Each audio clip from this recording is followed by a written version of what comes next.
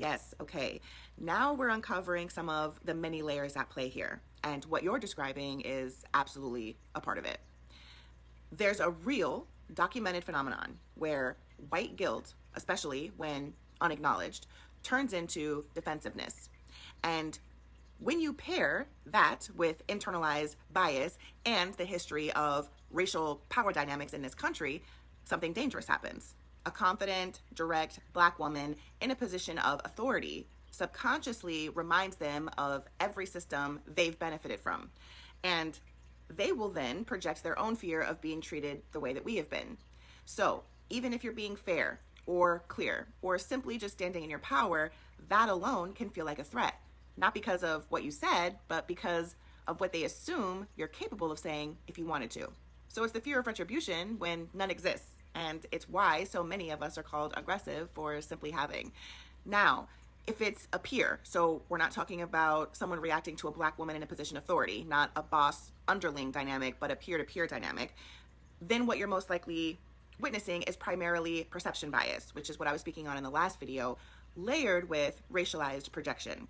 Numerous studies have shown that people interpret the exact same tone or behavior differently based on the speaker's race. When a Black woman speaks in a clear, direct, or more assertive manner, it's more likely to be perceived as rude or aggressive, even if the content and delivery are completely neutral.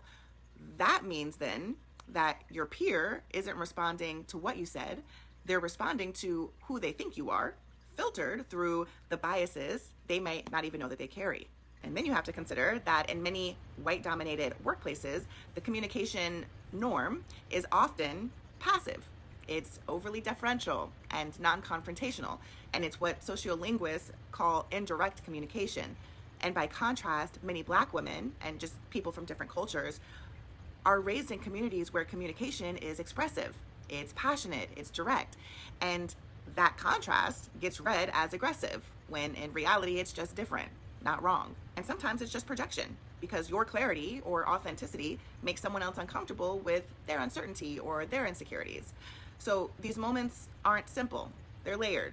It's not just bias, it's cultural miscommunication, it's gender expectations, it's racial projections and power dynamics that are all tangled up into this 3-second comment about your tone.